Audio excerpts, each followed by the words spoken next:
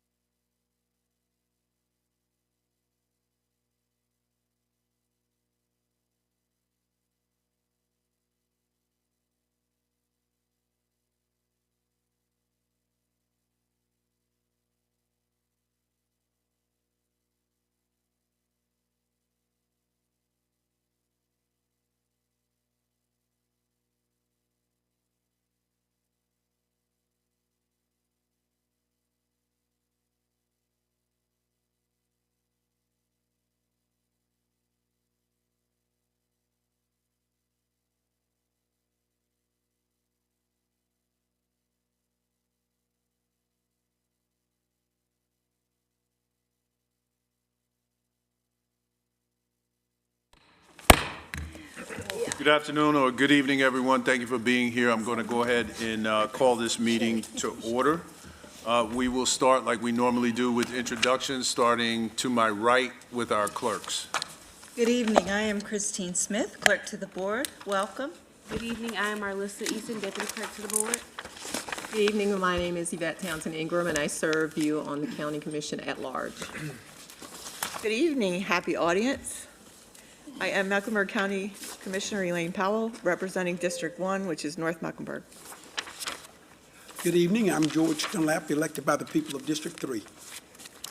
Good evening. My name is Lee Altman, County Commissioner serving at large, and I also have the privilege of serving as Vice Chair. And welcome to some friendly faces in the audience tonight. Good evening and welcome. My name is Mark Jarrell. I've been elected by the people of District 4. Also have the honor and privilege of serving as chair. Good evening, and thank you for being here. My name's Arthur Griffin, and I serve you as your Mecklenburg County Commissioner at large. I'm sorry, looking at the people, I'm so happy to see you. My name is Vilma D. Leek, and I represent the most powerful people in this county, in this district too. Welcome to the County Commissioners meeting. Thank you for being here. Good evening. I'm Laura Meyer, and I represent District 5. I see some friendly faces, too. Good evening. I'm Susan Rodriguez McDowell, elected by the people of District 6. Good evening, I'm Dina Diorio, County Manager. Good evening, Tyrone Wade, County Attorney. Thank you, everyone. Tonight, our invocation will be conducted by Commissioner Dunlap, and also will help us with the Pledge of Allegiance once that's done. Thank you. For those of you who cared about, your Heavenly Father, we come to thee this time thanking you for all your many wonderful blessings. Thanking you for the blessings to come. Father, as we come humbled. We come concerned. We come with bowed down heads, Father, on behalf of our community. Father, we realize that there are those who are homeless, helpless, those who are without a job, those whose lives have been turned upside down by decisions that have been made. But through it all, Father, we realize that you have all power in your hands, that you can destroy and you will defend. So, Father, we're calling on you now to lift every bowed down head, to bless our community and to bless our country so that we might get back to being about our Father's business, protecting those that are sick and vulnerable, caring for the weak, and lifting up bowed down heads. These blessings we ask with the forgiveness of all our many sins. This is my prayer for Christ's sake. Amen. Amen. Pledge allegiance to the flag of the United States of America and to the republic for which it stands, one nation, under God, indivisible, with liberty and justice for all. Thank you for that, Commissioner Dunlap. We certainly need time is now for a lot of prayer. All right, at this point, what we'll do is we will take up some items that we addressed in closed session. So at this time, the chair will entertain a motion to authorize the county manager to negotiate and execute all documents necessary for the acquisition of tax parcels 111-074-13, 111-074-14, 111-074-15, 111-074-16, 111-341-70, and 111-342-99, plus or minus 1.25 acres from AMDM Investments LLC for a purchase price of $83,700 for park and rec purposes. Is there such a motion? So moved. Second. Moved and seconded. Any unreadiness? Hearing none. All those in favor say aye. Aye. Opposed? Ayes have it, Madam Clerk. That's unanimous. Next, the chair will entertain a motion to authorize the county manager to negotiate and execute all documents necessary for the acquisition of a portion of tax parcels 127-102-56, plus or minus .727 acres, and a portion of tax parcel 127-102-5505-202-05, plus or minus .148 acres from Chantilly on the Green LLC for a purchase price of $311,025 for park and rec purposes. Is there such a motion? So moved. Second. Moved and seconded. Any unreadiness? Hearing none. All those in favor say aye. Aye. Opposed? Your aye? Yes, sir. Okay. Ayes have it, Madam Clerk. Motion passes unanimously. Chair will entertain a motion to authorize the county manager to negotiate and execute all documents necessary for the acquisition of tax parcels 189-251-28, plus or minus .577 acres, and tax parcel 189-301-79, plus or minus .009 acres from Equity Trust Company for a purchase price of $204,490 for park and recreation purposes. Is there So such a moved. motion? Second. Moved and seconded. Any unreadiness? Hearing none. All those in favor say aye. Aye. Opposed? Ayes have it, Madam Clerk. That's unanimous.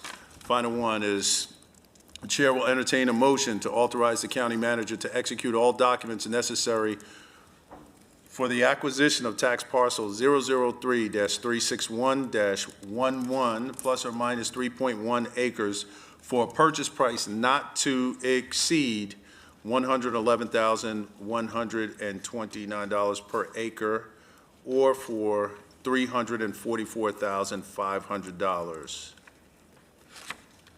Also approve amending the master lease agreement between the county and the town of Davidson reflecting this purchase. Is there such a motion? So moved. Second. Moved and seconded. Any unreadiness?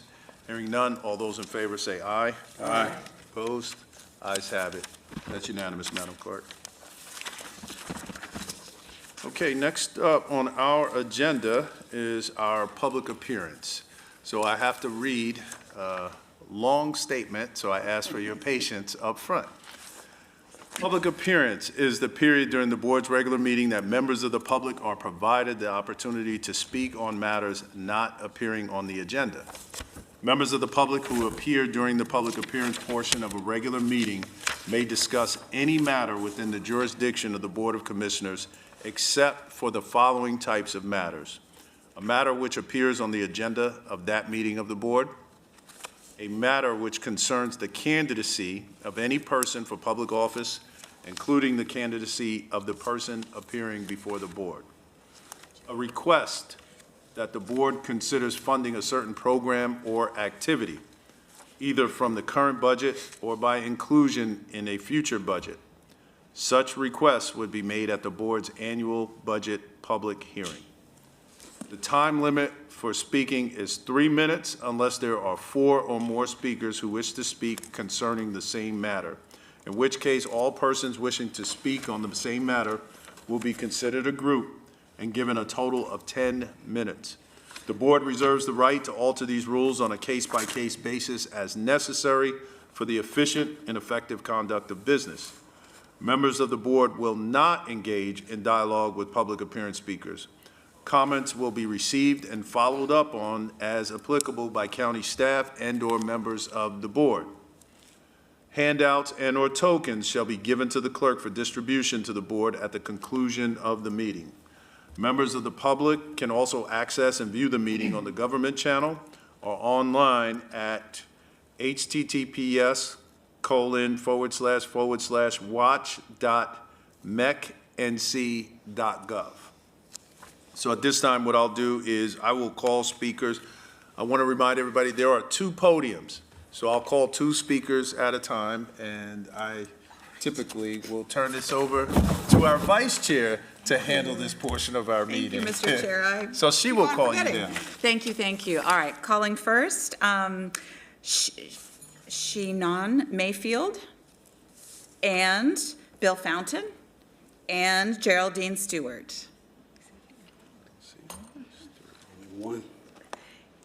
It's like Mr. Fountain may be our only speaker tonight. Oh, I'm sorry. Oh, and also Betty Marlin. If you are here, you can go ahead and come down. Oh, We'll get you. We'll get you. Ms. Marlin, you can go ahead and come up there, and Mr. Fountain, you may proceed. Okay. Thank you. Well, hello, fellow citizens. I'm Bill Fountain, a retired lieutenant colonel, business manager, and teacher. A while back, the Charlotte Observer interviewed 3 CMS teachers on how to retain teachers. One of the teachers asked a great question: should our public schools be the social net of last resort? The teachers noted they are not trained to be social workers, police, nurses, psychotherapists, or counselors, yet they're expected to fill these roles. They really just want to teach their subject area in an orderly classroom. Now, I'm not saying a social net isn't necessary, but why place this burden on the teacher's shoulders, particularly when they're not compensated for these extra duties? It appears that the school board lost sight of their main purpose, that is to prepare students to be career and college ready. Could it be that they've been focusing too much on social engineering? Also, the U.S. Department of Education says that the district administrative positions have grown from 2020 to 2019 at a whopping 87.6%, while the student population grew at about a 7.6%, and teacher population by around 8.7%.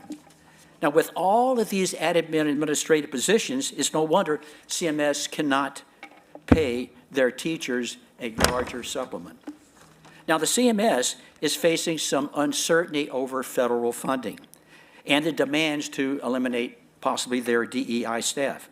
So how can CMS increase their teachers' pay, supplemental pay that is, by 8%? I suggest that they concentrate on possibly 3 areas. The first one is to get back to traditional education and patriotic values. A big one, though, is to reduce the large district bureaucratic administrative staff and lower the demands for the busing demands that are so they can be focused more on the neighborhood school transportation needs first. So I think these 3 items may be able to help our teachers to be able to get a larger supplement. Thank you for your time. Thank you. Ms. Marlin. And Ms. Marshall, you can go ahead and proceed down here. Thank you.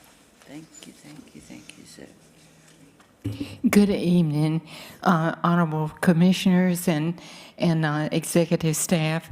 I've been on Betty's Ford Road for 38 years, caring for the unserved, underserved, the unwanted. I worked with the Mecklenburg Council of Elders for expungements for the last 10 years. These are people who have had criminal records who have not been cleared from the court. Our goal really is to get, if those records are dismissed, to get them cleared from their record when they leave, so they can buy a car, get an apartment, go to school, join the service. I've seen, believe it or not, it's hard for me to believe, over 13,500 people, ranging in everything from diabetes on down to depression. My heart's really touched because black men are the #1 suicide victims. It's just very sad that so many times they are labeled in kindergarten as a troublemaker. This has got to change. I'm a parent-child clinical nurse specialist and a sexual assault nurse examiner.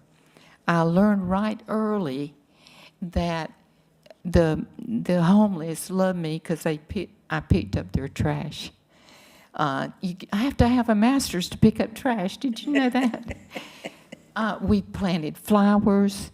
We've replaced rats and roaches, the 2-legged kind and the 4-legged kind, and help people feel like they are valued, they're special. We're having a wellness walk.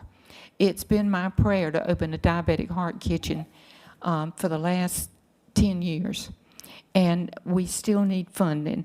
I did get a $100,000 grant from Blue Cross Blue Shield to upgrade the building. I'm down on my knees for that, but we still haven't finished that work. So if you could please pray for us in this neighborhood.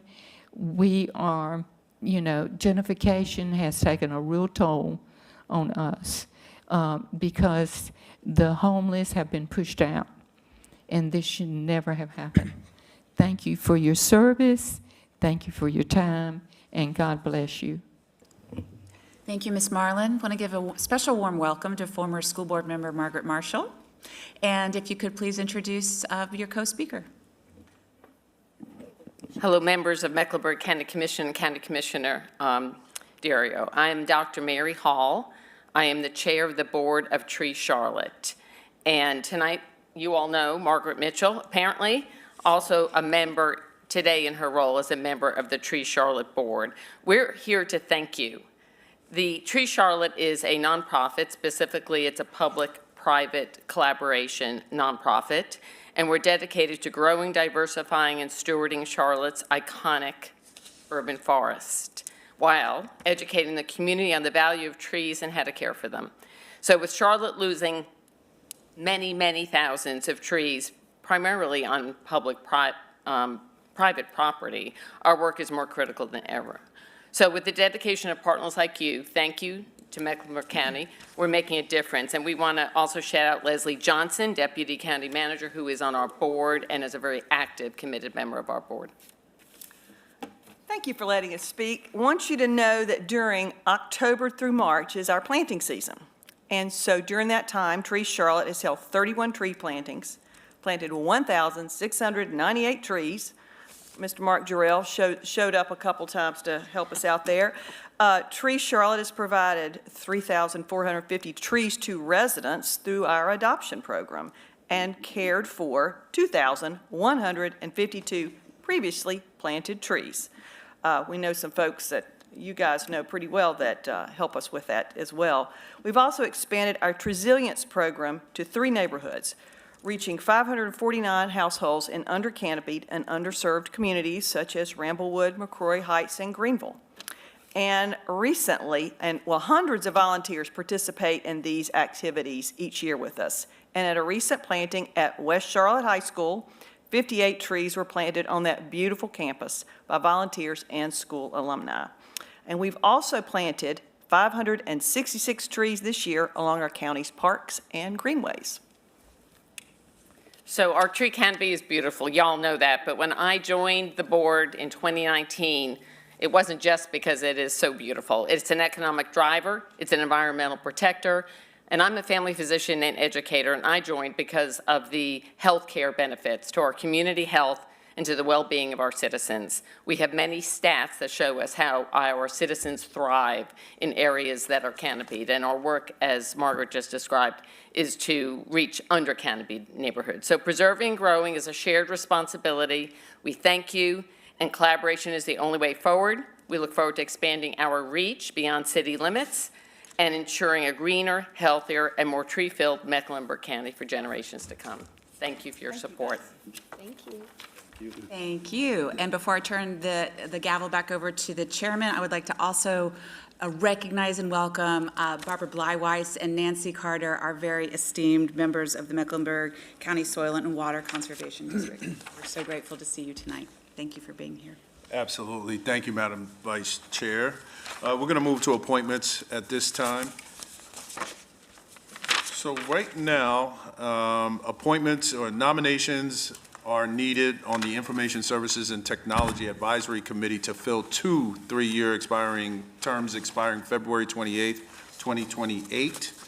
The ISTAC Membership Subcommittee recommends Dorothy A.K.A. Constant Ross from District 4 to fill the current vacancy, and Sarah Cornett from District 1 to fill Jonathan Gorky's slot. Is there a motion to nominate and appoint?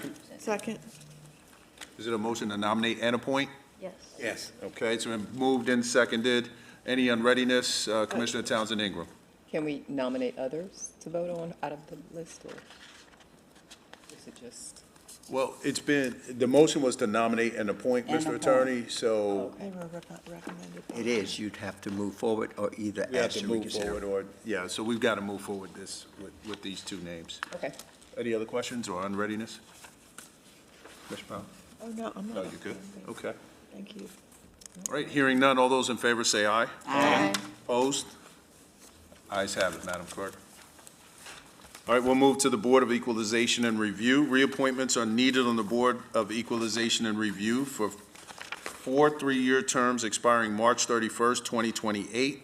Xanthia Hastings, Maureen Mahood, Peggy Peterson, and Elijah Pittman are eligible for reappointment. Is there a motion to So moved. reappoint? Second.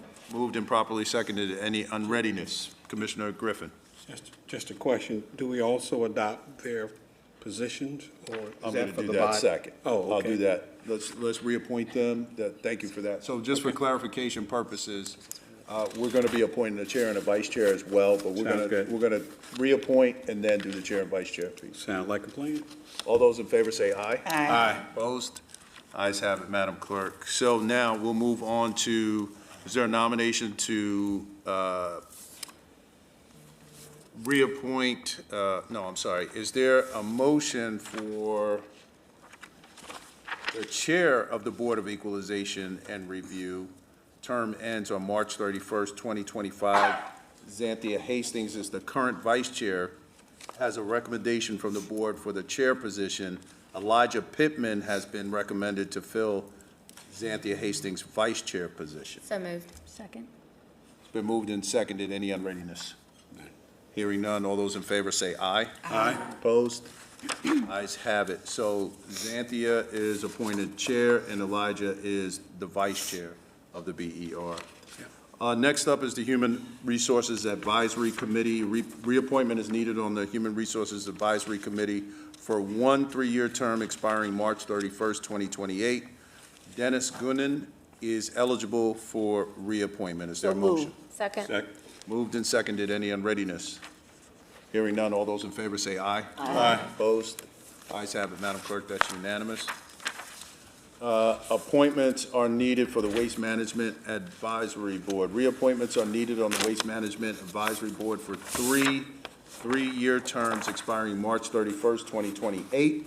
Henry Allison, William Hall, and Christopher Lakin are eligible for reappointment. So moved. Second. Moved and seconded. Any unreadiness? Commissioner Powell. I just want to speak to, to say that I'm happy to vote for them.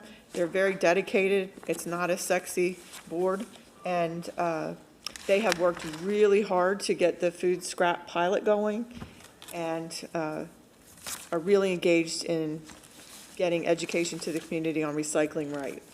So I just wanted to say that. Yeah, thank you for that. That's really important. All those in favor say aye. Aye. Opposed? Ayes have it, Madam Clerk.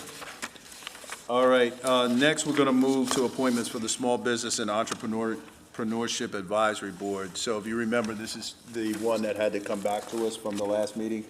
And before we go through this, team, I do want to say, we have 9 slots, but 10 applicants, and I want to thank all 10. And I know, but we can only pick 9. So we're going to go through, I'm going to just go down the list and ask for a vote on the ones that we go down. So the first one is Faith Buta. All those for Faith? 1, 2, 3, 4, 5, 6, Madam Clerk. Nicholas Campion. 1, 2, 3, 4. Kelly Fluharty. 1, 2, 3, 4, 5, 6, 7. Aisha Griffin. 1, 2, 3, 4, 5, 6, 8, 9. Shekinah Haywood. 1, 2, 3, 4, 5, 6, 7. How many did Griffin get? Unanimous. Okay, thank you. Braheen Hargrove. That's 5. Dr. Sarepta Isaac. 2, 3, 4, 5, 6, 7. Kevin Nixon. 6. Aditya Upadhyay. 3, 4, 5, 6. I think that's our 9, Madam Clerk. I don't think it is. Oh, yeah. One more? One only got 4 votes. Nicholas Campion. Oh, I'm sorry. Thank you for that. Jamari Watkins. He called me yesterday. I've been in trouble. Plus he's 18, it's a young man, so Yes. we need a youngster on here. So let me go down the list of what I have, Madam Clerk. Thanks for keeping me honest, Commissioner Dunlap. Faith Buta, 6 votes. Kelly Fluharty, 7. Aisha Griffin, 9. Shekinah Haywood, 7. Brahim Hargrove, 5. Dr. Sarepta Isaac, 7. Kevin Nixon, 6. Aditya Upadhyay, 6. Jamari Watkins, 8. Those are the ones that would be appointed. Did you name someone that said other?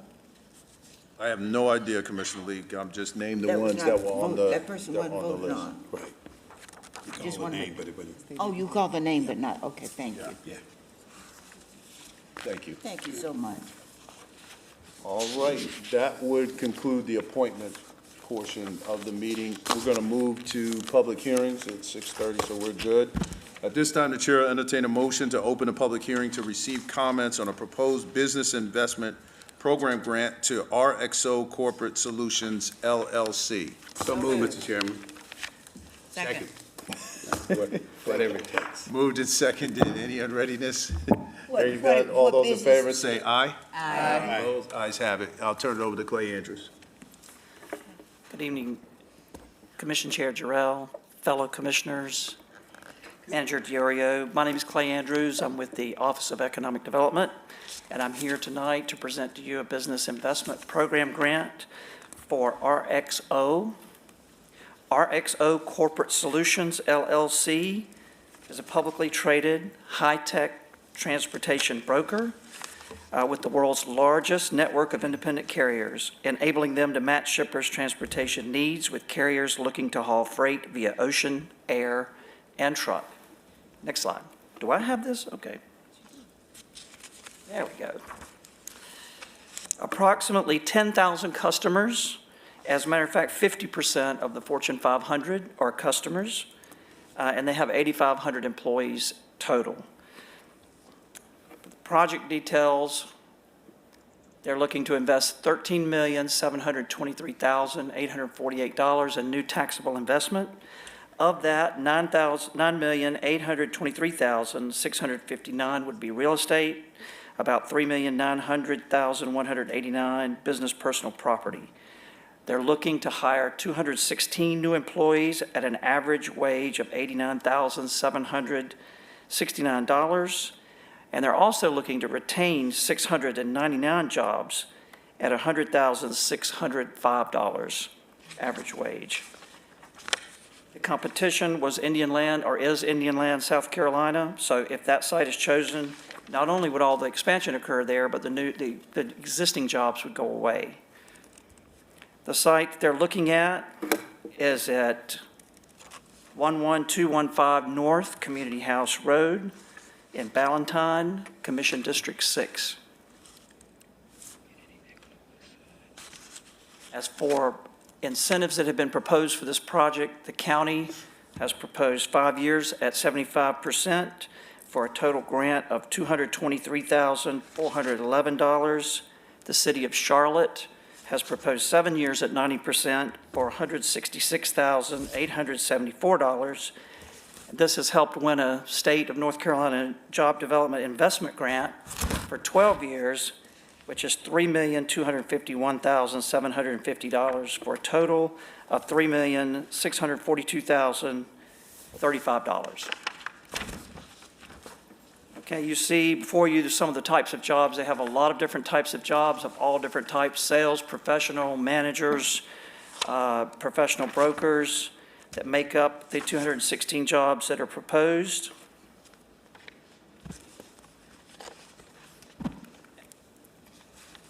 And we also, of course, look at the REMI model for this. RXO Corporate Solutions, LLC, is expected to induce another 243 jobs by the end of the 5-year grant term, which are above and beyond those associated with the company. And RXO Corporate Solutions, LLC, is expected to induce an additional cumulative net of $1,681,314 in sales tax revenue by the end of year 5. And as far as the project impacts, RXO Corporate Solutions LLC is expected to net the county $124,921 over 5 years. In addition, that's above and beyond all of the grants. Once the incentives expire, the county's tax collections are expected to increase by $64,927 per year in tax money. And a little bit about the company.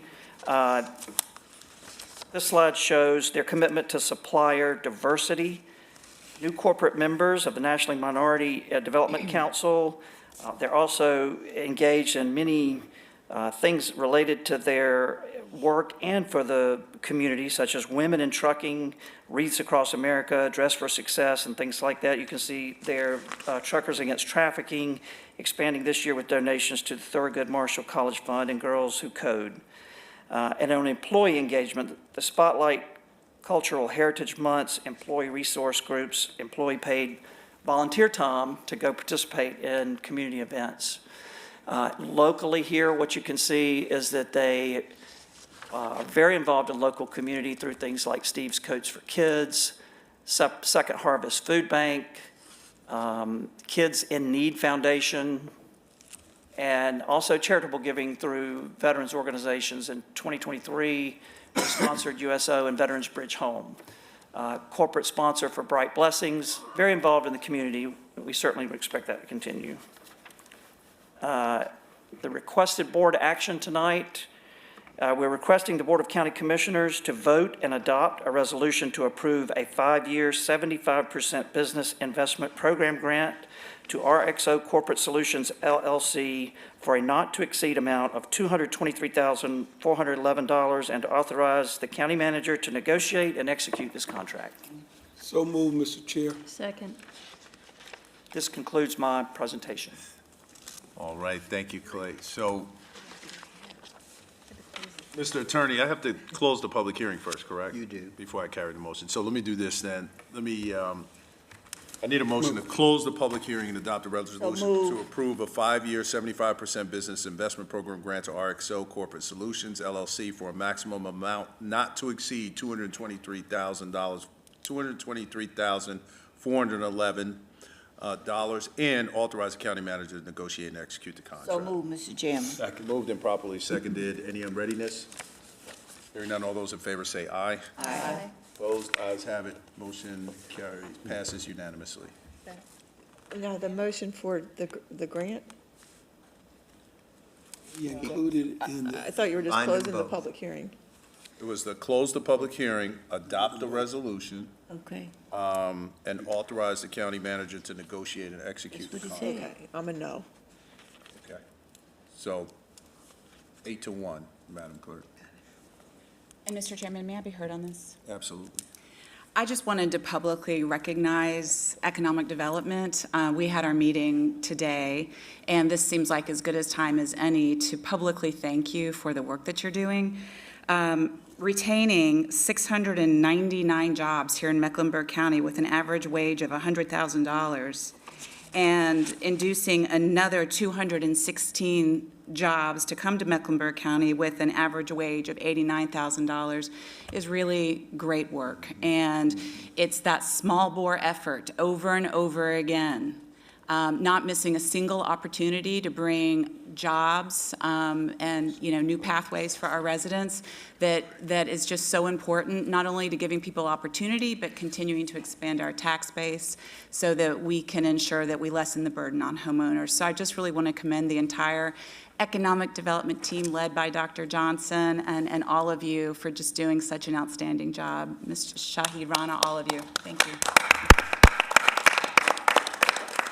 Thank you. We have others that want to speak as well, so we'll go in this order. We'll go with the Chair of Economic Development, Commissioner Rodriguez McDowell. We'll go to Commissioner Griffin, then Commissioner Leek.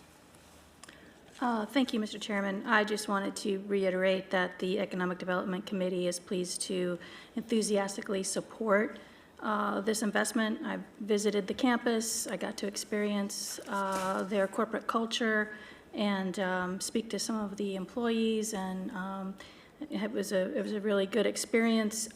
Retention of these jobs and the additional jobs are extremely important to the Economic Development Committee. So thank you. Commissioner Griffin. Thank you, Mr. Chairman. I just wanted to say, on several occasions for the last 3 years, I've talked about upward mobility. And this afternoon, I mentioned the term of the vanishing middle class. This is clearly an opportunity for us to move towards supporting and increasing the middle class here in Charlotte-Mecklenburg. And why do I say that? And I hope y'all challenge me on this. The Gini Index is an economic term that measures income inequality and wealth inequality. Mecklenburg County is at 0.496. The city of Charlotte's at 0.498. The closer you get to zero, the more balanced you are in terms of up and down the line. The closer you get towards 1, the greater the inequality. So when I talk about improving opportunities for folks to be in that middle class, that's a part of our mission as the Health and Human Services Commission. Not only to create a safety net, but also a bridge so that they can move towards a greater opportunity. So upward mobility is clearly in our wheelhouse, all 9 of us, and clearly with these types of jobs coming in, it gives us an opportunity to continue to support those efforts. So thank you very much. Thank you, Commissioner Griffin. Commissioner Leek. Thank you. Let me say thank you to Mr. Griffin to a point. My definition of middle class does not address what we have today. Because with the new president, it's either you're a millionaire or you're poor. So we have to do a better job. I was looking at the area that was swept down by the work of our master trees, housing that needs to be built. And training could take place by putting our young people on those grounds to learn how to refurbish that property and to hopefully teach them how to become brick masonry, carpenters, housekeepers, those kinds of jobs right now. Because we do not have a middle-class people anymore. We want to say we do, but we don't. And I attended that meeting today with the small business, I guess that's what it's called. I want to make sure I call it right. But I didn't get to speak because I was never called on to speak. So I hope that in the future, when some of us attend those meetings, that we get an opportunity to participate. My thing is we have high school students who can learn trades right now and be paid to do that work to help their families. I was in a meeting and we were talking about the problem of violence in the black community of young boys and young girls. K-8 is not right for our children. They don't have any training of competition with basketball there, football, tennis, or anything. They're standing around a building. Because I've been to my schools in my district, low-performing schools. So I'm asking us to do a better job of reaching out and helping the least of our children, which happen to live in District 2, but want to become good citizens in our community. So you can get upset with me all you want to. Meet me outside. So I'm just excited to know that there's Morganton right up the road. Thank you for allowing me to speak. Thank you, Commissioner Lee. Thank you, Clay, for that. We're going to keep moving on. I think you're Like still what I up. said, do something about At it. this time, the chair will entertain a motion to open a public meeting to receive comments on a proposed business investment program grant to Groninger USA LLC. So moved. Second. Moved and properly seconded. Any unreadiness? Hearing none. All those in favor say aye. Aye. Opposed? Ayes have it. Clay? All right.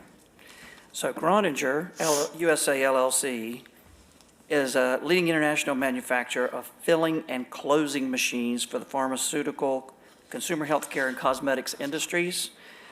They're considered, this is an expansion in its assembly and manufacturing capabilities driven by market growth.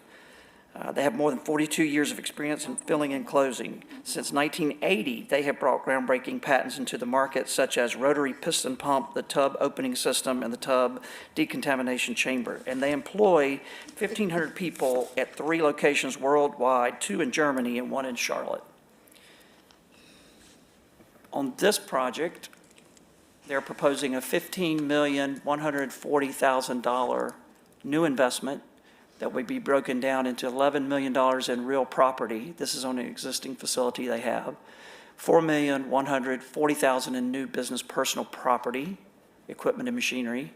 60 new employees with an average wage of $76,037. And the retention of 112 employees, so again, retaining more than they hire.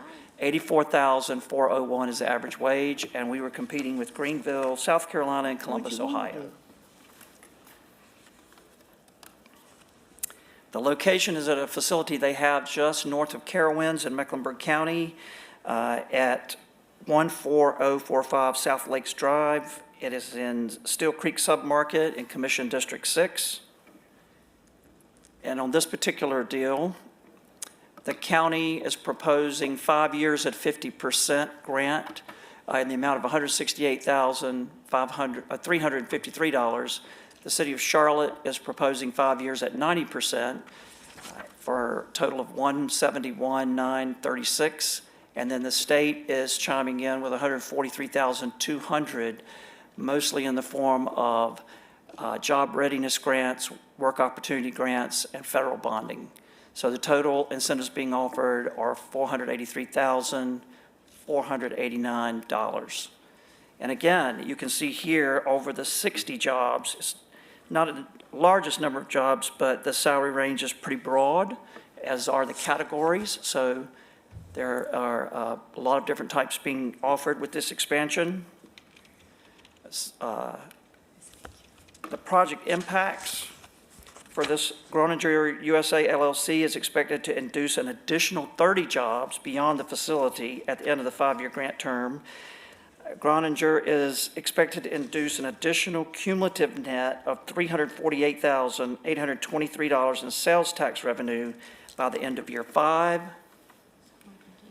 And Groninger is expected to net the county $129,693 in revenue in the final year of the grant for a cumulative net of $547,375.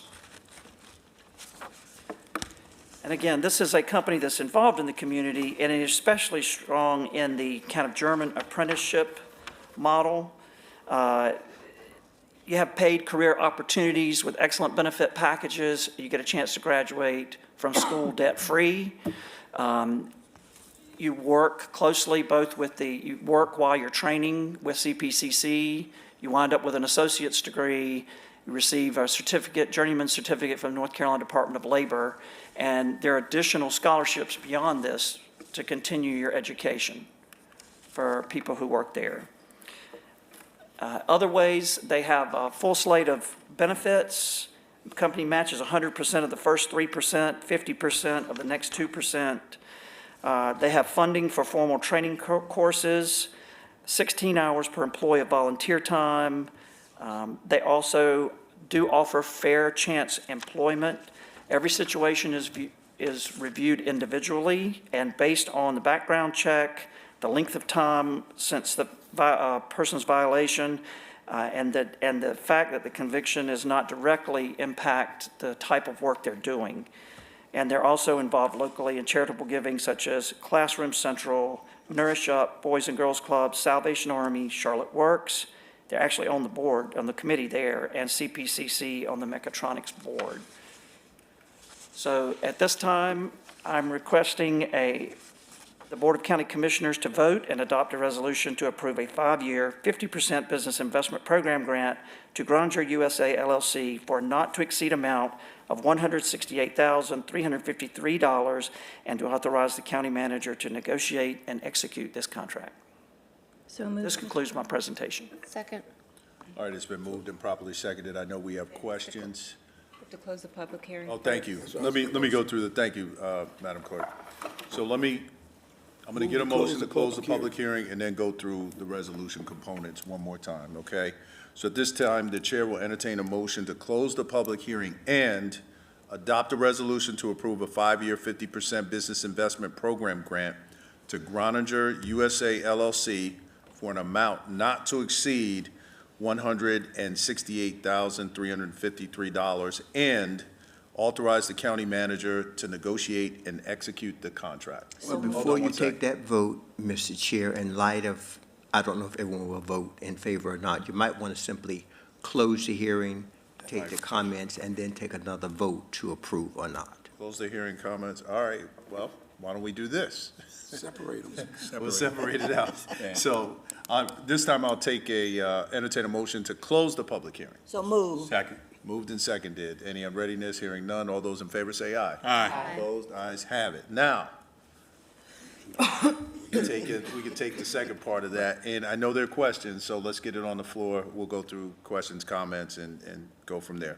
This time, the chair will entertain a motion to adopt a resolution to approve a 5-year, 50% business investment program grant to Grainger USA LLC for an amount not to exceed $168,353, and authorize the county manager to negotiate and execute the contract. Such a motion. Moved, Mr. Second. Chairman. Moved and seconded. I know there's unreadiness, so I want to go to Commissioner Griffin first. Commissioner Rodriguez-McDowell, did you have something? Yeah. Let me go to the ED chair first, and then we'll come to Commissioner Griffin. Thank you, Mr. Chairman. So thank you, Clay, for your presentation. Grainger has been a really great corporate partner, and they offer superior on-the-job paid training and upward mobility. This is 60 high-paying jobs, and the Economic Development Committee enthusiastically supports this investment. Thank you. Thank you. Commissioner Griffin, then Commissioner Powell. Yeah, I just want to continue Commissioner Rodriguez-McDowell's point of view. There's a lot of discussion in Washington, D.C. about executive orders, et cetera, et cetera.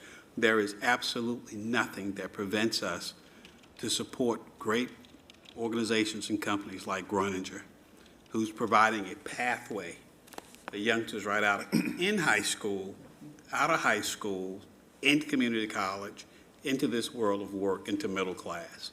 And I think we shouldn't be ashamed. I think we should continue to advocate for these types of opportunities. And I'll keep talking about middle class and upward mobility, because that's a part of our mission.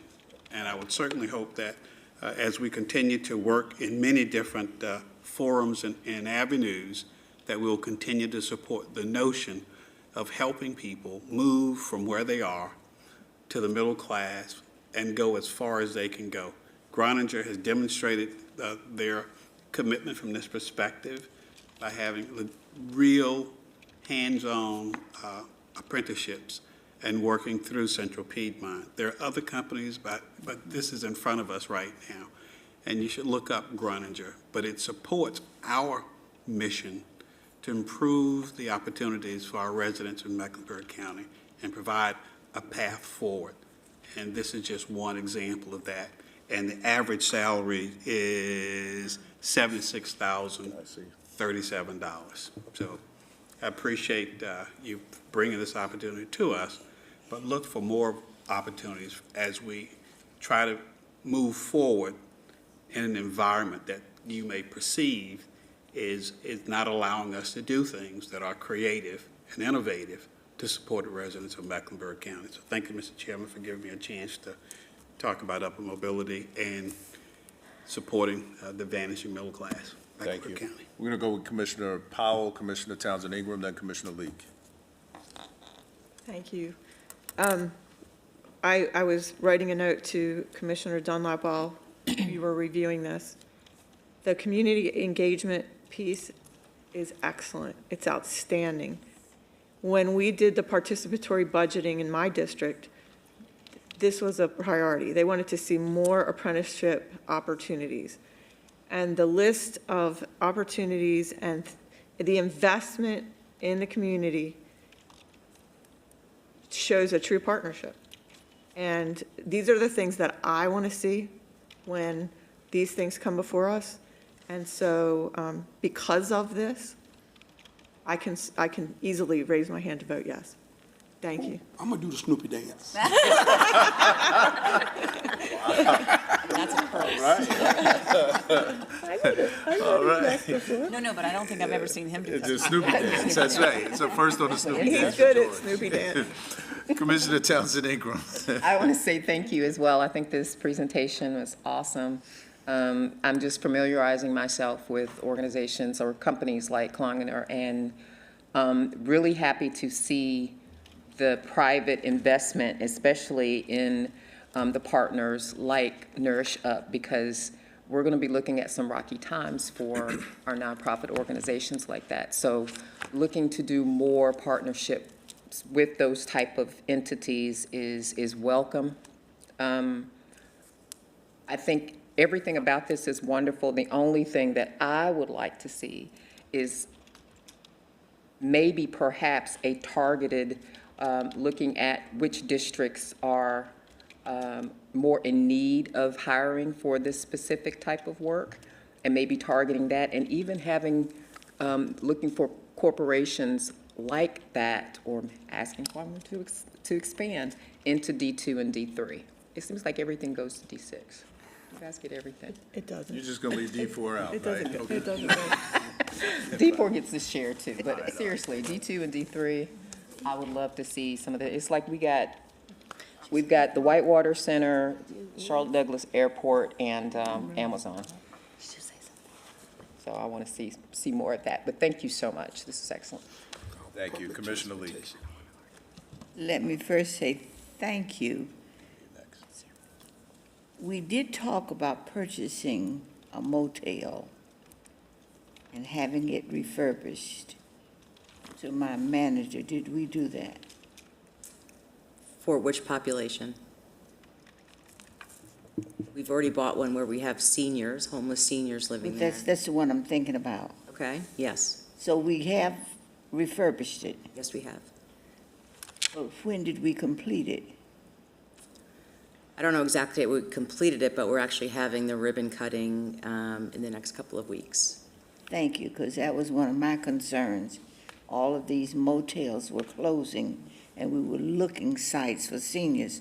So I want to thank you publicly for making sure that it happened, because I hadn't heard anything from it. Okay. So this is similar to what they're saying, excuse me, saying to us that they're doing with this company, which is great, which is fine. Years ago in high school, we were taught brick masonry, and we were taught auto mechanics. We were taught culinary science, all of those avenues by which we could come out and become self-sufficient, but not become middle class. We would become self-sufficient. So I just needed to say that we have done something in the way of making sure that the taxpayers' money is being used appropriately and where it's being used and how it's being used. I made a statement a few minutes ago, which did not mean I'm not going outside to fight, Mr. Chairman. I just said, let's go outside, I can talk. Take two people to talk, take two people to dance. So I didn't say what I was going to do, but I don't want anybody to feel that I'm ready to fight because I'll get somebody else to do my fighting for me at this point, because I'm riding a tricycle. So don't think that's on. Well, thank you for the clarification, Commissioner. I appreciate that. Of course. It might have been you, okay? I'm ready to fight. I didn't see, now see that you said. Vice Chair Altman. Thank you. Thank you. My colleagues have really hit all the high points. The only one that I want to further underscore is the fair chance employment. You know, if we had all of our local private sector willing to review each person, even if they have been previously justice involved, to really see if that person could be a good fit for work, it would go such a long way. So I just really want to add to the chorus of gratitude that Groninger is a member of this community, and hopefully this will incentivize, inspire other companies to follow suit, to understand how much we will embrace and celebrate you when you're a great community partner. So once again, congratulations and thanks to our ED team. So before I carry the motion, I've got a couple of comments. The first one, I want to say to Commissioner Rodriguez-McDowell, our tradition to the public has always been, when we do these economic development deals, we always go to the chairperson first, and I messed that up twice almost, but I wanted to say, charge to my head, not my heart. And thank you for extending some grace in that area, but I'll work on that. Second thing is, I think it's really, I think everybody on this dais knows how I feel about economic development and what economic development can do if done the right way, and what that can mean to those working families, to those who are vulnerable in the community, those who are looking for a pathway as it relates to upward mobility. So I want to commend the Economic Development Committee.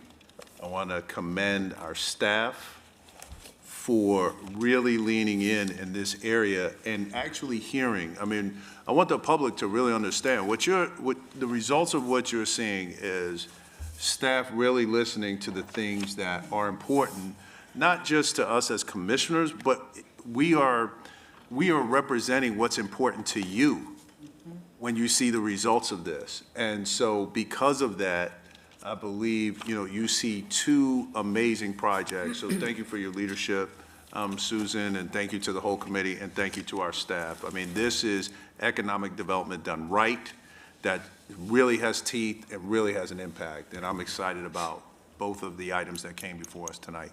With that being said, all those in favor say aye. Aye. Opposed? That is unanimous, Madam Clerk. Look, we'll take it. Thank you so much, Claire. I appreciate it. Right now, we will turn to our manager for the manager's report. Thank you, Mr. Chairman. I have one item under my manager's report tonight, and that is a presentation on the Voluntary Agricultural District. And I'm going to ask Aaron Stanforth to come to the podium and make that presentation.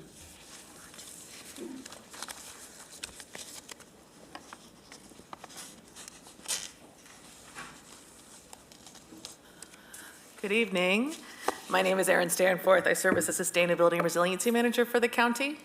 And my name is Kathleen Reed. I serve as a Sustainability and Resiliency Consultant for the county. And we're here to talk about the Voluntary Agricultural District. But before we get into it, I do want to recognize some folks we have here. Behind me, we actually have three farmers, Daniel Austin Kidd from Austin Kidd Farm, Cherie and Wisdom from Deep Roots.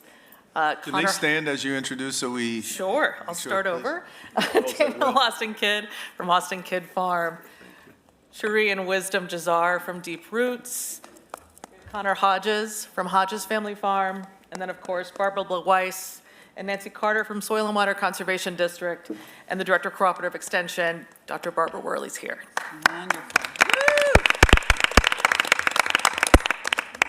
And I also wanted to state that every photo that you see in this presentation was taken at a farm in Mecklenburg County, and all three farms that we have here with us tonight are represented in this presentation. So the agenda we've got here, we're going to talk about how does this tie back into our farmland preservation plan. We'll talk about the ordinance and what that really means. We'll talk about benefits of agricultural district and how we're going to measure the program, as well as next steps. And so in March of 2023, you all endorsed our first farmland preservation plan.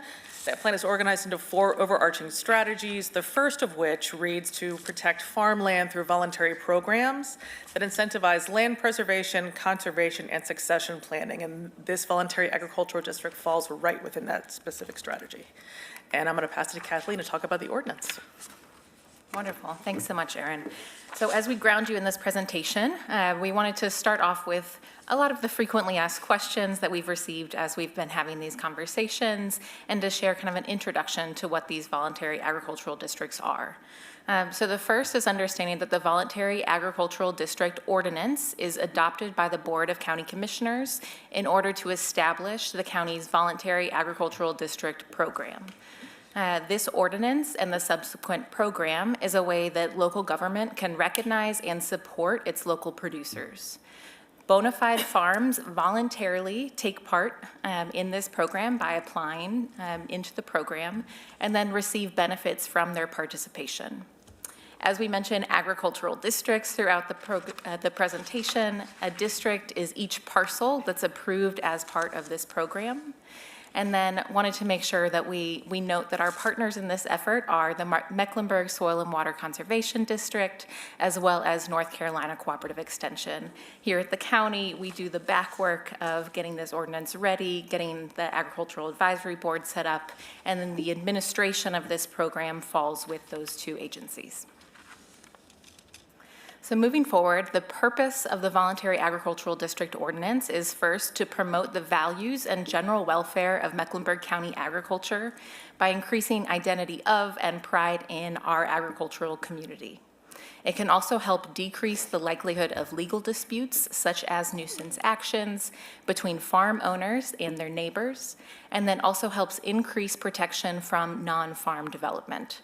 And then you can note down at the bottom of this slide, there's a citation from General Statute of North Carolina.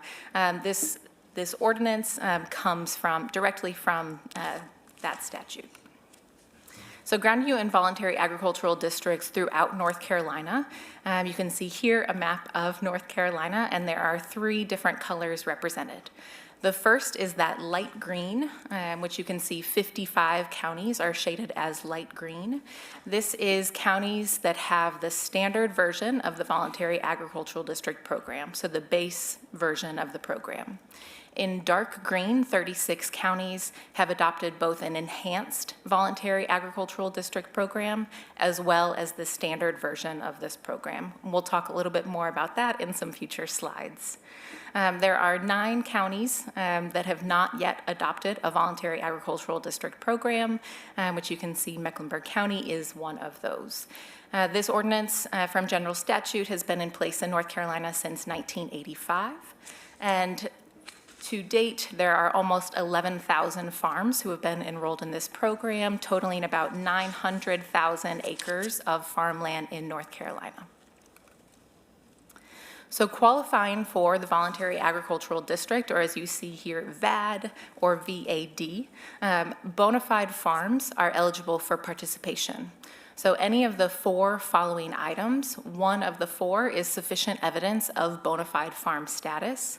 That can include a farm sales tax exemption certificate, a copy of their property tax listing showing that the farm is eligible for the present use value program, a copy of the farm owner-operator's Schedule F form, or a forest management plan. So bona fide VAD-eligible farms must have production and activities relating to agriculture, and that can include any of the things listed there, as well as all other forms of agriculture. So these are farms active and operating within our county. There are a few other qualifications. The first is about highly erodible land. If the farm that's applying has that status as having highly erodible land on their property, that land just must be managed in accordance with the Natural Resource Conservation Service best management practices. And that really helps us make sure that those farms are conserving their soil and water resources. And then within Mecklenburg County, we are a unique county in that we have very small farms because we are very urban, as well as we still have some large farms. So the farms of 1 acre or larger will be eligible to apply for inclusion in the Voluntary Agricultural District Program. And with that, I will pass it over to Aaron to talk more about the ordinance. Thanks, Kathleen. And so required in the VAD ordinance includes the establishment of an agricultural advisory board, a conservation agreement, apologies, and then the notice of proximity to farmland. And so the Ag Advisory Board must be established. It's required by the state ordinance. A majority of the Agricultural Advisory Board should be comprised of residents that are currently engaged in agriculture. We're hoping that members will, to the extent possible, represent all geographic areas of the county, as well as all sectors of agriculture. Confirmed ex officio members of the board will include folks from North Carolina Cooperative Extension, as well as Soil and Water Conservation District, and Kathleen and myself. Responsibilities of the board may include to review and make recommendations regarding the establishment and modifications of voluntary ag districts. Also review and make recommendations concerning any amendments to the VAD ordinance. Also to hold public hearings on public projects involving condemnation of all or part of a VAD enrolled farm, and then advise the board on issues affecting the agricultural economy and or way of life, and of course perform other duties as assigned. So the conservation agreement is also a requirement of the VAD ordinance. The overall goal of the agreement is to prohibit non-farm use or development. You can see the details listed here. This is a 10-year agreement between the landowner, so the farm owner, and the county government. It does automatically renew until the landowner ends their participation in the program. This may include restrictions around non-farm construction, removal or destruction of land, vegetation, etc.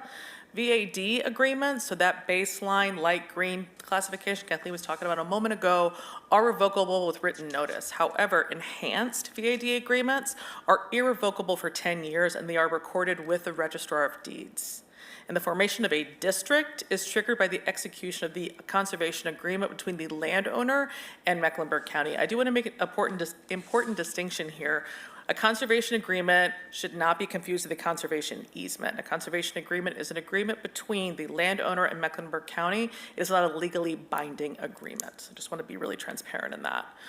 Another requirement of the VAD ordinance, the notice of proximity, land records must include some form of notice to alert a person researching the title of a particular tract or parcel that they are located within a half mile of the property line of a VAD enrolled farm. Now, we can do that through a variety of measures, one being through our GIS system, also known as Polaris. A physical sign can also be placed at these farms, a photo of which you'll see here on this slide. This was taken in Clay County, the only non-Mecklenburg County photo in the deck. We're envisioning that our signs will look very similar to this, and the deed notation, but again, that's only specific to the enhanced VAD.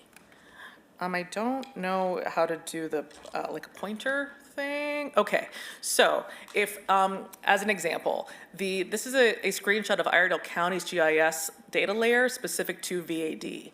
Let's say that I was researching a parcel located up here in this crosshatched area. To ground everybody, the dark green, the solid green areas, those are actual parcels that are enrolled in Iredell County's VAD program. Let's say I was researching a parcel located in the crosshatched areas located near this solid green area. The crosshatched areas are the folks that are located at parcels rather than located within a half mile of the VAD parcel.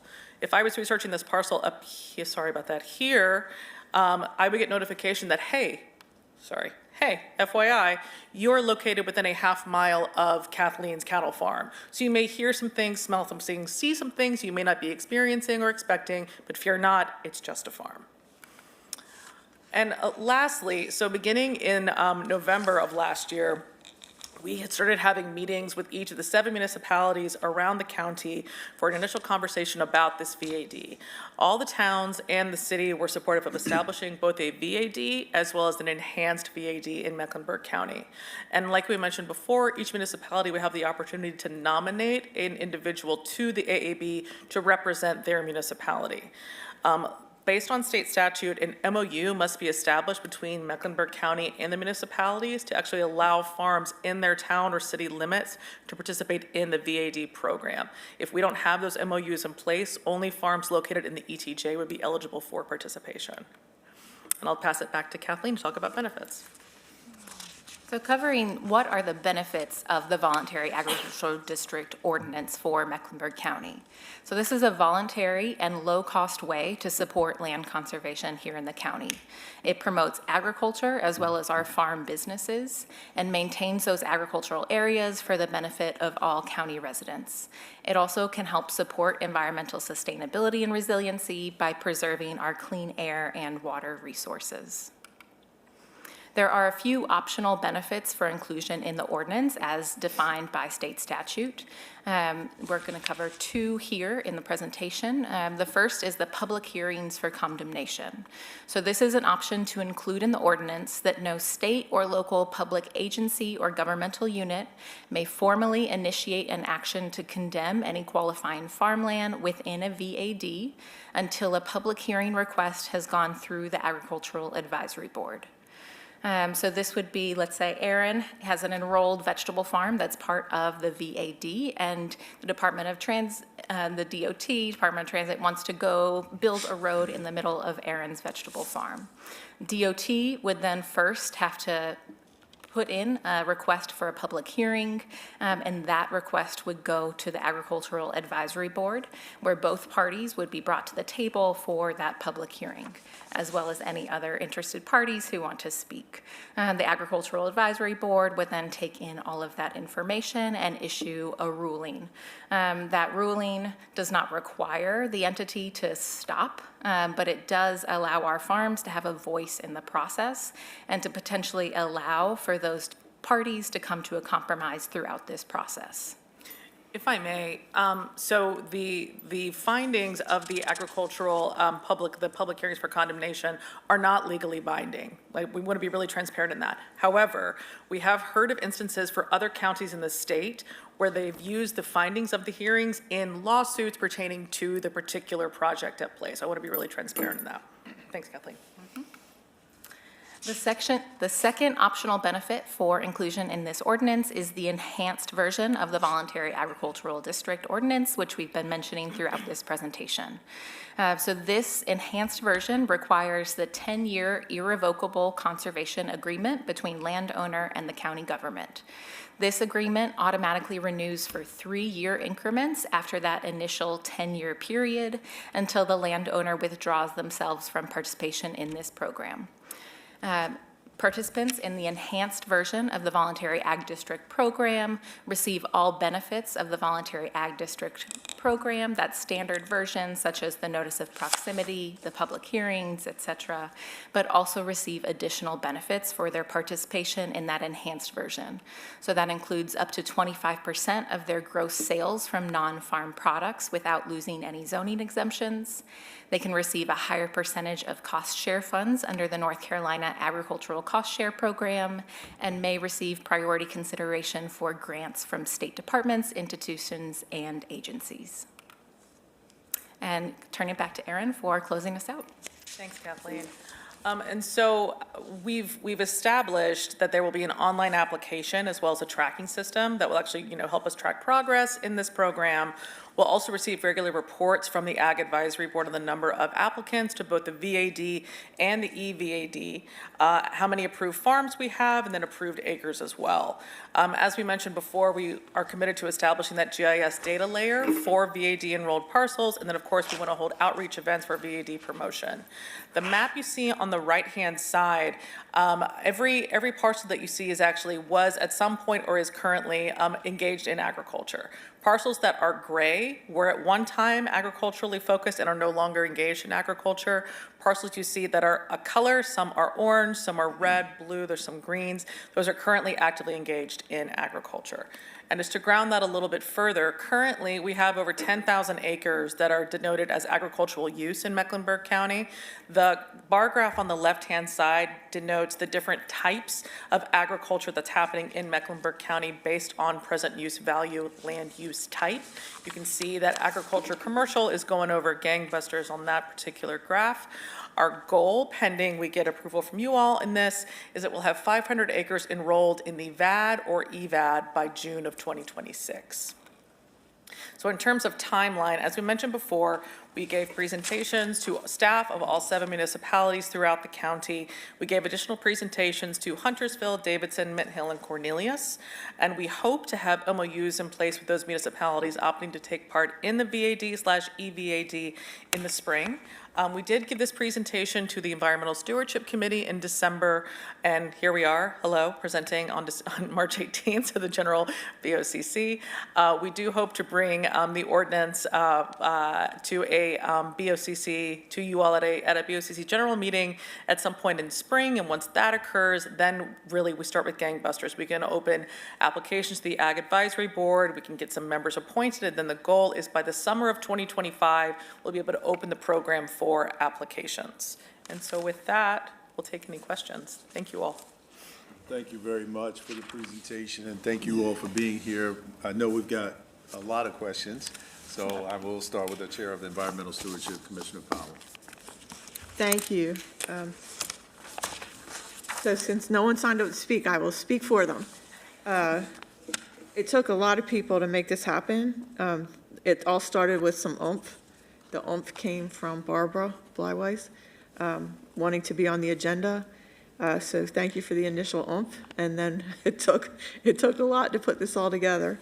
North Carolina is second in the nation, Mr. NACO, second in the nation for loss of farmland. This is significant. We are, and I don't have the numbers right in front of me, but Mecklenburg County is slim on farmland.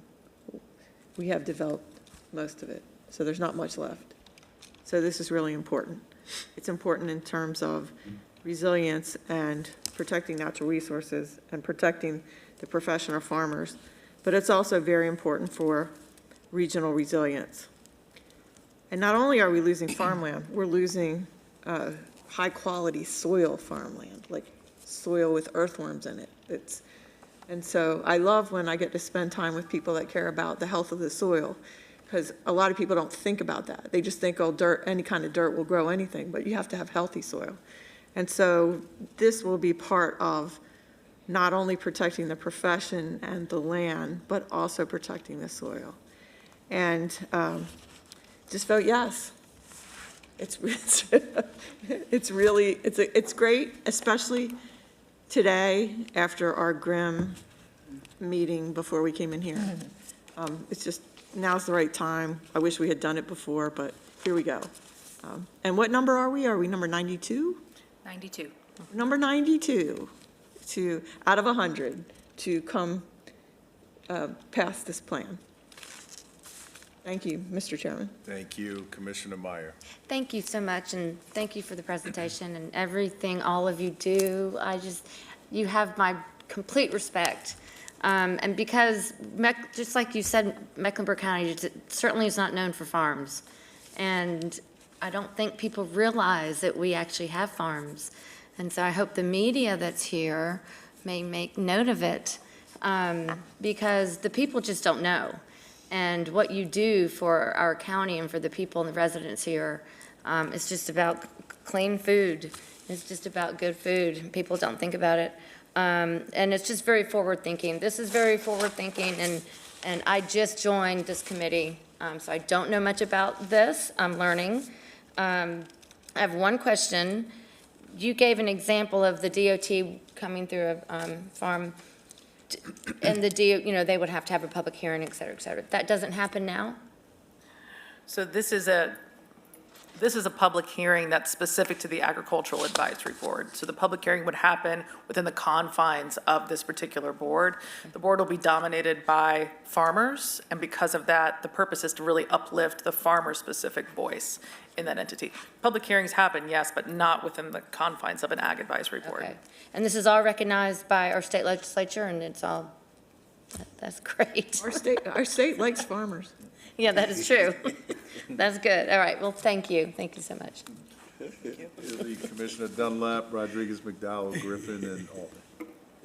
Well, I'll just say briefly that I really do appreciate the efforts being made to preserve farmland in Mecklenburg County.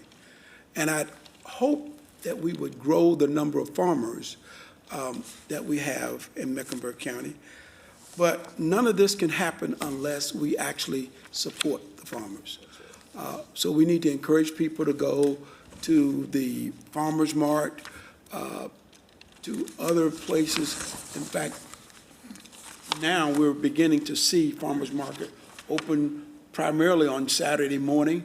So instead of going to some of the big supermarkets, then we can go get fresh fruits and vegetables from our farmers. But I also want us to kind of consider how we spend our money on land. Everybody knows I'm not opposed to parkland, and we always emphasize that it's park land. I think we just need to get land, period, so that we can decide what its best use is, whether it's for park, whether it's for preservation, whether it's for conservancy, or whatever the case is. But I think that would be just another opportunity to expand the amount of land that we get for farm preservation. Thank you. Thank you. Commissioner Rodriguez-McDowell. Thank you, Mr. Chairman. Thank you all. And I have to add my praise to especially Barbara Bleiweiss for her definite bulldog advocacy that she's been doing for such a long time on this. So thank you for your work. It really does matter when people care about something and keep at it. So thank you for your tenacity on that. I want to reiterate what Commissioner Powell said about North Carolina being second in the nation for loss of farmland. I think we really, when we're second in the nation of things, usually it's, you know, the worst teacher funding or things like that. This is kind of along those same lines, like we're at the very bottom. So that's terrible. But I wanted to ask you on slide 23, this is the slide where you talk about the program goals. Yes. And I'm just a little bit disconnected on, you know, where are you guys thinking the goal of 500 acres would come from? In those categories that you have there, where would they come from? Well, I'll start. Feel free to hop in. So the 500 acres, let me say this, all the different land use types, that's encapsulating every farm in Mecklenburg County. I don't want to presuppose the type of farming that's going to be enrolled in the VAD because I don't want to kind of dictate that. The hope is that we have an amalgamation of multiple types of farming, not just one. You want to add anything? I would just say, yeah, we anticipate just based on those numbers that commercial agriculture and commercial forestry would be the two largest contributors to enrollment in our voluntary agricultural district program. Okay, so I might have had a wrong impression then that commercial agriculture, I didn't think that meant like privately owned farms. I thought that meant like some kind of corporate-owned farms. Right, so everything listed in this bar chart is a privately owned. Okay, all right, that's really helpful. Thank you, I appreciate that. Of course. Yep, that's all I had, thank you. I'm going to be supporting this for sure. Commissioner Griffin, Townsend Ingram, then Commissioner Lee. Thank you, Mr. Chairman. Certainly, this appears to be well supported statewide as well as locally. And I just had a couple of questions, but I don't think anyone could be against raising food. The first 12 years of my life in downtown Charlotte, beside a shotgun house, we had a very robust garden. I know you guys would probably say, Griffin did that, really? I got dirt under the nails. So I think it's really a very positive piece. But I had a question on slide 5 and then one of the other slides where it says the ordinance and subsequent program is a way that local government can recognize and support local producers. And then there's some place it talks about cost sharing under North Carolina General Statute 106-5850. So what do they mean by supporting local producers? Because I certainly support fresh vegetables and fruits. Is that philosophical support or funding support or?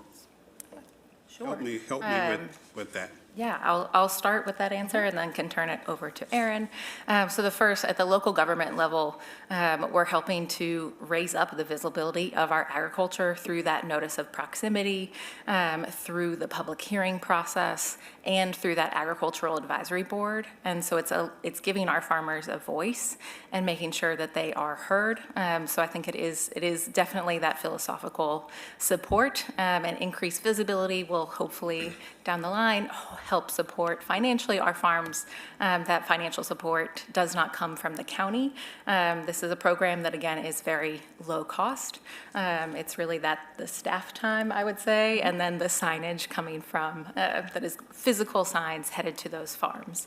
And those are really the only time, the only financial pieces of this. So mostly philosophical, I would say. I just want to follow up that because we had this conversation earlier about what's happening at the national level, and I don't want to miss an opportunity to share with the media that when you talk about something as simple as farming, look at the farmers. So it's not DEI, it's helping farmers. So we can continue to be very supportive of programs like this by helping all of our farmers in a very positive manner. So I wanted to say that. Thank you. Thank you. Commissioner Townsend Ingram. First, I want to say thank you. I was appointed to this board, this committee, assigned to this committee, and I'm really enjoying it. This is not a sexy topic. It's not, something that everybody thinks about or wants, but I want to commend all of our farmers. Thank you for being here.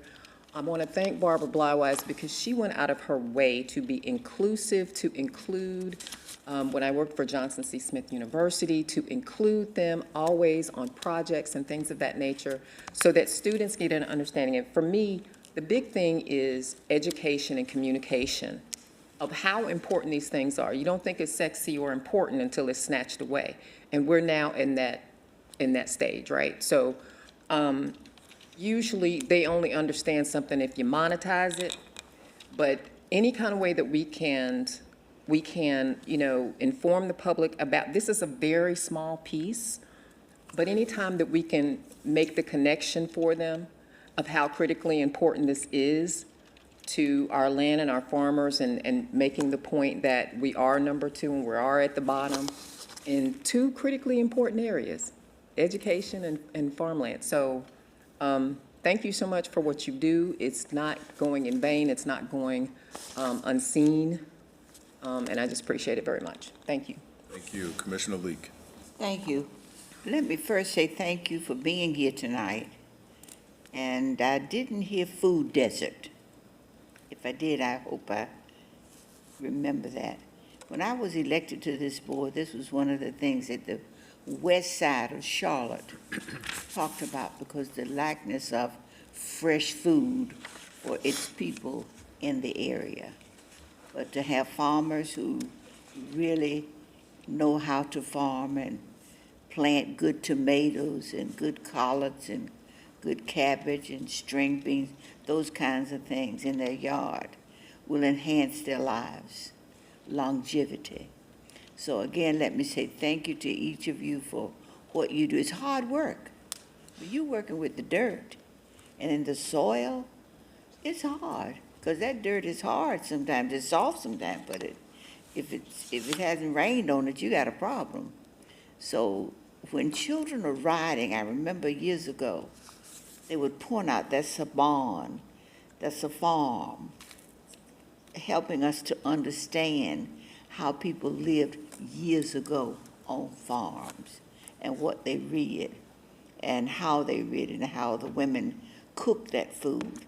And pork was a major thing, killing a pig and doing for the full night and day. So we have a lot to share with our children that they have yet to know about. And we're working awfully hard in this community to change that with the food desert. So, but it's because of each of you individually and collectively what you do to help us make a difference and make life better. So again, thank you for being here. Bring us a plate of food when you come back. Bring us some fat back and some cornbread and collards, those good things. But again, let me say thank you for being here tonight. Thank you, Commissioner. Commissioner Altman. Thank you so much. I'm not the only gardener up here. I know that Commissioner Dunlap is also a very successful gardener. I'm sure there are others. You can raise your hands. I want you to be recognized. So I was blown away when I had the privilege and pleasure of touring your Deep Roots CPS farm, where you also make your home, and meeting some of your children and seeing the whole operation and reconnecting with a former neighbor of mine, which was very cool. So, yeah, I just have, as Commissioner Meyer said, so much respect. And I love seeing you at the farmers market right here on Saturdays out next to the government center. And it's a shameless plug for people to come see you all then. So, you know, and I also want to recognize our staff, who I believe visited every single farm in person, right? Quite a few. Right. So that was real boots, like muddy boots on the ground. So we appreciate your tenacity and really connecting in an authentic way with the people that you're trying to serve. My recollection when I served on environmental stewardship, and I'm so happy to hear how you're enjoying it, Commissioner YTI, is that all the towns really liked this. Is that right? You got great feedback? Yes, ma'am. From all 6 towns. So that's very cool. Again, wonderful job. Knitting together all of our constituencies. So the only thing that I would say is that when this comes back on our agenda for an approval, I would love it if our farmers would sign up to speak, because I know we would love to hear from you directly. And so just keep that in mind. If you would like to be heard, it'd be a thrill for us to hear you next time this comes on our agenda. And thank you, Mr. Chairman. No, thank you for lifting that up, Commissioner Altman. So thank you for the presentation. This is fantastic. I can't wait until we get the opportunity to vote on the ordinance. It's going to be great.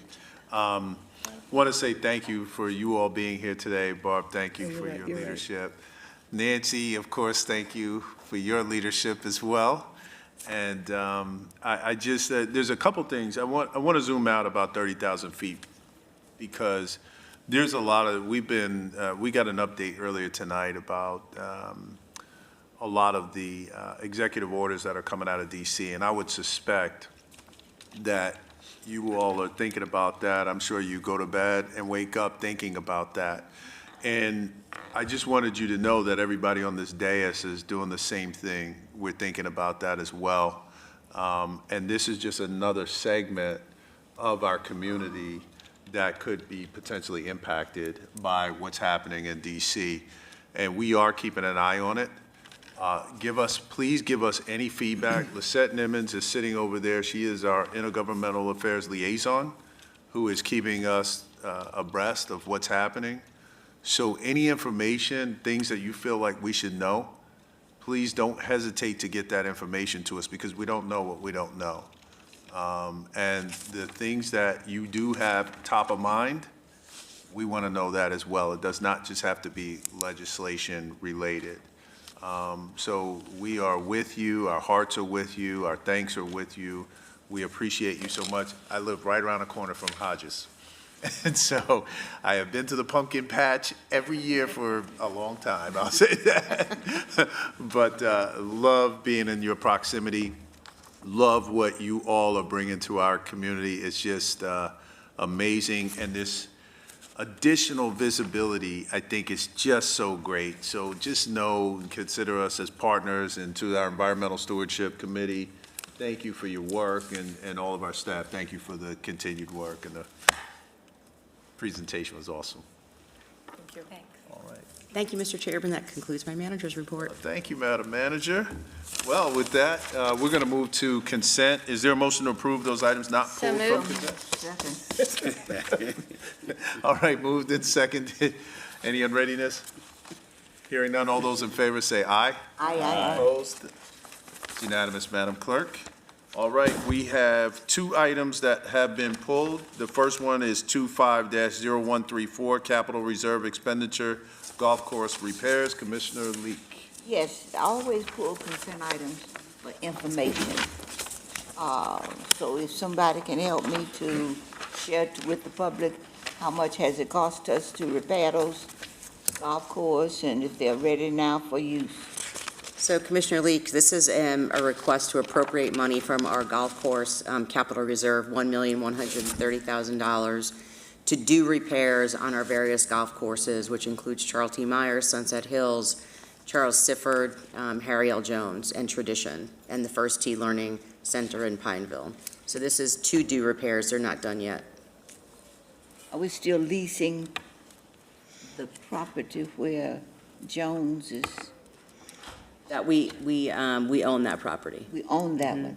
That's How correct. many do we own? How many golf courses? Yes, ma'am. 1, 2, 3, 4, 5. We own 5. Thank you. George knew that. Oh, sorry. I'm counting. And it's good for the public to know Yes. how many we actually own and And they're where great golf courses. Mecklenburg where County they're has located. beautiful, exceptional golf courses. Right, and I was glad to see this being added to the consent items. So that's it. I think I had a second one, but I don't see it here. Well, let's do this one first, and then we'll get to the So second. moved, Mr. Chairman. Second. Moved and seconded. Any unreadiness? Hearing none. All those in favor say aye. Aye. Opposed? Ayes have it. That's unanimous, Madam Clerk. Next item is 25-0150, Development and Reimbursement Agreement, Eastland Park. This was Commissioner Powell. Yeah, so I pulled it because I'd like to have like a deeper, much deeper Right. understanding of what they're requesting. So, as you know, we're building a park in Eastland Yards. That's part of the agreement that we have, which is the redevelopment of the old Eastland Mall site. Right. And so what this agreement does, it's going to allow the developer to do the design for that park to make sure that the infrastructure and the design elements are consistent with the overall development of the area. And so this is a special ordinance that allows us to waive the bidding requirements and allow a private developer to do the design. The construction project will be competitively bid and will be managed by Mecklenburg County. Thank you. So moved. But it's, you know, my question is, it's already, like, in my view, they already designed part of it. Am I wrong? Not the park. So nothing about it's designed? No, the park is not designed. And so this developer paid 1.5 million for, We are going to pay the developer, we're going to reimburse the developer up to 1.5 million for the design of the park. okay. So somewhere before now, there was an agreement that we were going to pay them for the design. No, that's what you're doing right now. And just explain it to me again, why did they request that? Why did they request to design it? Because they want to make sure that the design is consistent with the surrounding development. So we're going to work together, but they're going to design it, and it's going to be much quicker because they can execute on the design a lot more quickly than the county can. And do they work with the Park and Rec staff directly? Absolutely. Okay, thank you. Commissioner Rodriguez-McDowell and Commissioner Dunlap. Thank you, Mr. Chairman. I was reading the legislative text on this one, and I thought it was really interesting that there's a fenced dog lounge included. That's what we're calling dog parks now, dog lounges. I never heard that. Never heard that either. Welcome to District 4. Thank you. That's how we do it. That was a good one. That's all right. That's pretty good. Commissioner Dunlap. I was just going to say, earlier this evening, we agreed to a partnership between us and the town of Davidson, and they are doing basically the same thing. They want to have control over the design and everything with the park, and Mecklenburg County is partnering with them. Thank you for that. It's a little bit different, because it's Park and Rec working with Park and Rec, and so when it's a developer, it's another story, which is why I wanted to This is understand. not the first time we've done this. We've done this before. I just Right. wanted to Thank understand and make sure it hadn't already started. No, it has not started. Okay, thank you. Commissioner Leek, did you have something on this one as well? I did, but that's all right. You Just okay? take care of it. Okay, I'm good. fantastic. Was there a motion? So moved. So moved. Second. All right, it's been moved and seconded. All those in favor say aye. Aye. Opposed? Ayes have it. Madam Clerk, that's unanimous. We're going to move to Commissioner reports. We're going to start with Commissioner YTI. Been at the end of the road here all night. I have no report. Mr. Powell. Mine's kind of short. So when I graduated from college, there were no computers. Thanks for that. Say that again. Say that again. There was no PowerPoint. You can reclaim your time on this. There was no PowerPoint. I had to do a PowerPoint presentation today for 30 minutes, which turned into 40-something because I couldn't see it while it was happening. And then the county had things in there that I did a stormwater presentation for 95 elected leaders. And it was fascinating. And so I couldn't see. And so I have a new respect for all of the people that do these PowerPoints. But they're lucky because they can see it. It was behind me, so I couldn't even see it. And I kept having to turn around, and I thought, oh. Anyway, I got through it. I survived. And it was good. It turned out well. And it was really nice to be able to show the good work that Louisa does, that Stormwater Services does for the county and also for the city. So that's my good news. Thank you. Is it too soon to tell you that PowerPoint is now obsolete? What is it called? It's, we don't usually use PowerPoint. It's like Canva, and it's. Well, my age is showing. The rest of us are on PowerPoint, too. Okay, all right, good. Commissioner Dunlap. We are, I don't even know what that is that you just said. I just wanted to remind the board that tonight is Danny Deal's last board meeting. Is Danny? Yes.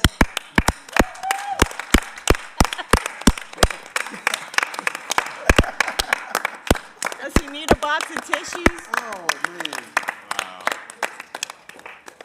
So, Danny's been with the county forever.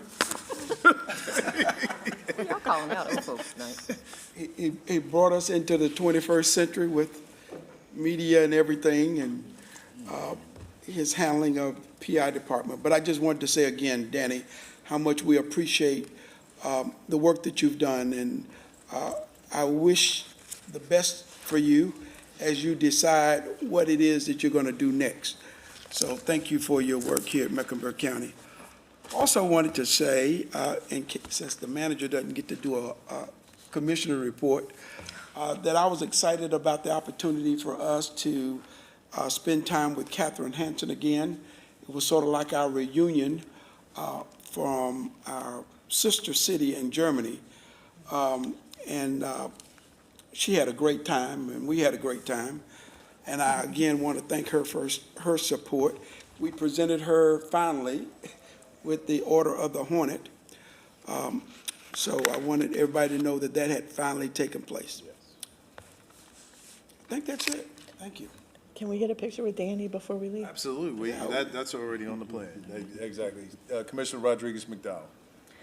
Thank you, Mr. Chairman. Just wanted to set the record straight on today's Economic Development Committee meeting.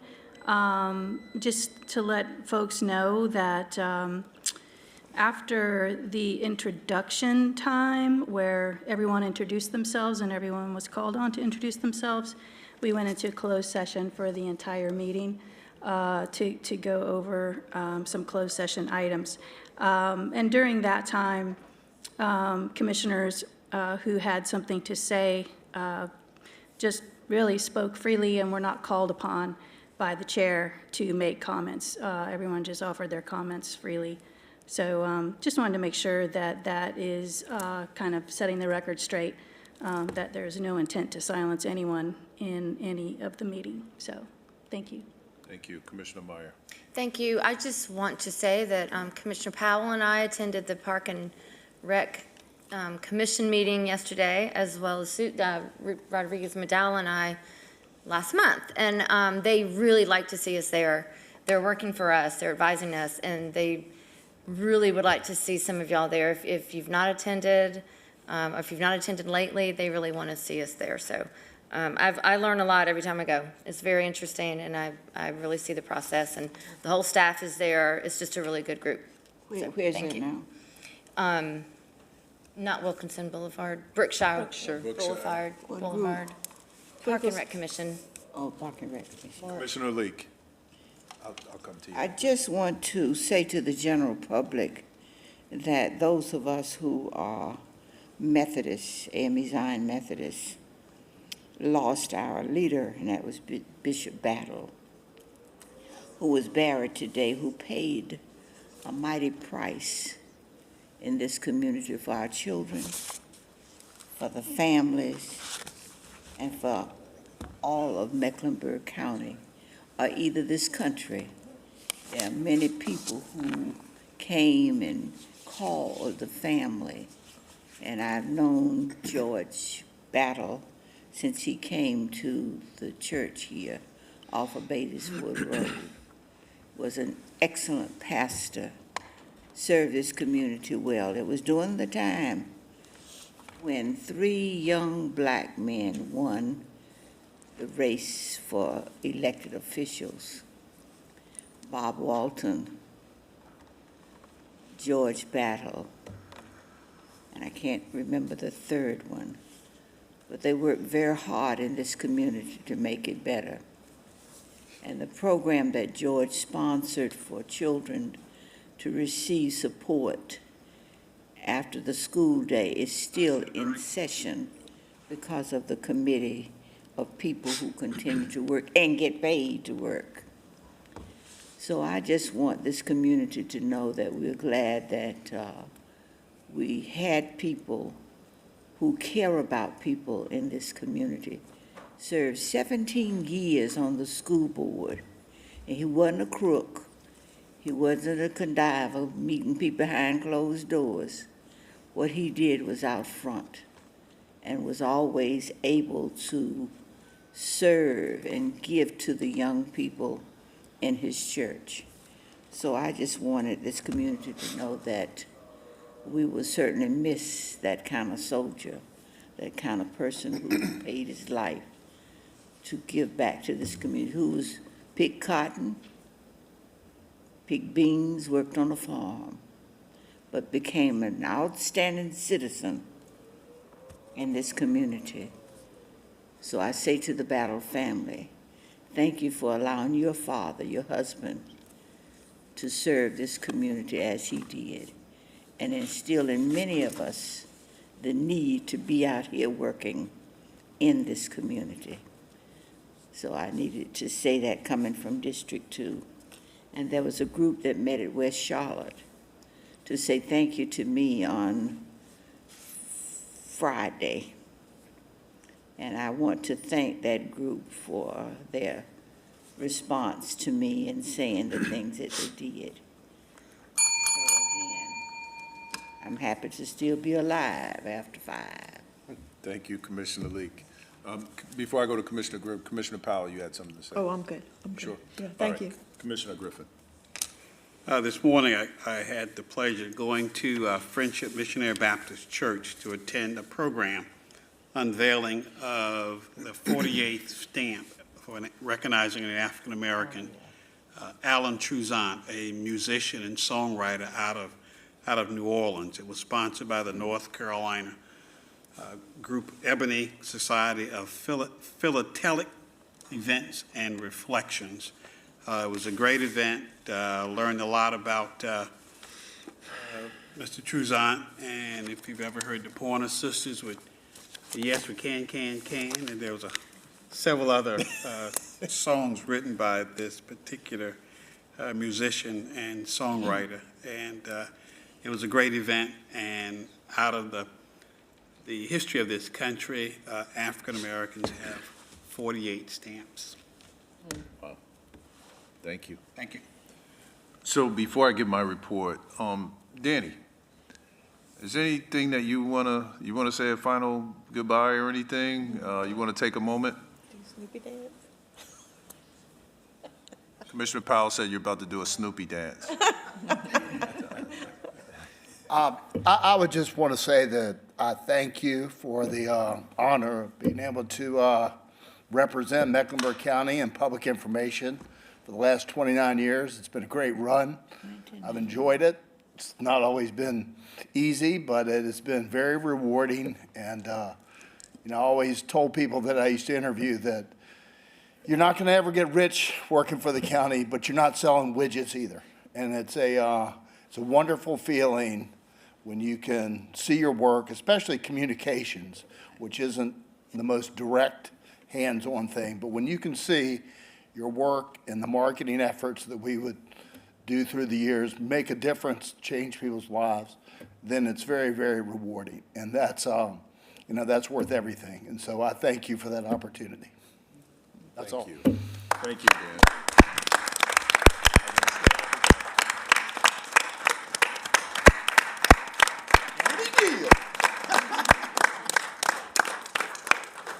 All right, team, we're going to take a picture with Danny before we leave. I do have a couple of things that I want to add to my report tonight. One, I do want to just say thank you to Danny, 29 years of dedicated service to this community in your capacity, lending your time, your talent, and all your skills to the community. I just want to say thank you, certainly for doing that. And I hope you take the rest of this time to just enjoy yourself, relax as much as you can until you figure out whatever's next. So I wanted to say that. To Commissioner Leake's point earlier, we did learn that Bishop Battle exchanged time for eternity, and I wanted to extend my condolences to the Battle family and let them know that I'm certainly praying for their strength, peace, and comfort during this time. I mean, he's just a monumental figure, not only in the church, but in this community, a historic figure. That's right. And so thank you for lifting that up, Commissioner Leake. The final thing that I do want to say is tomorrow I will be delivering my first State of the County address at 10 a.m. So I hope you'll be present. It'll be like a blanket for me to look up there and see you all as colleagues. So I hope you all can attend, but I do want the community to know that you can watch it as well. We do have a great story to tell through the State of the County. And I want to just thank Kay Timbo. I used to hear you always say that, and I knew why, but now I really know why. So I want to thank Kay, and I want to thank all of PI. Our PI team is fantastic. It starts with the leader. And so I just want to thank all of them for the time that they put in, the energy that they put in to help me, to prepare me, and to prepare the community. So I wanted to just end on that. With that being said, I'll entertain a motion to adjourn. So move. Second. Moved and properly seconded. Any unreadiness? Hearing none. All those in favor say aye. Aye. Opposed? Ayes have it. Madam Clerk. Danny, can you come take a picture, please? Yes, sir.